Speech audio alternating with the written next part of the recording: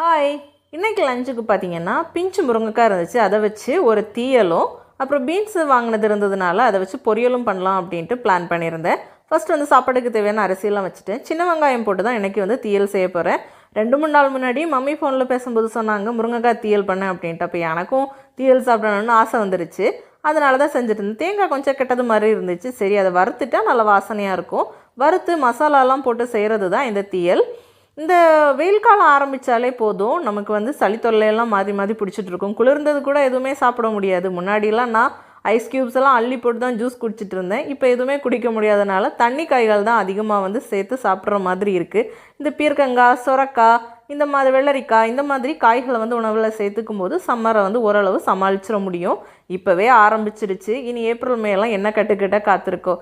அப்படி சூப்பராக சாப்பாடு ரெடி ஆகிடுச்சு. இன்றைக்கி பொரியலும் தீயலும் ஊறுகாய் வச்சு சாப்பிட்டாச்சு. இன்னொரு வீடியோவில் மீட் பண்ணுறேன். பாய்.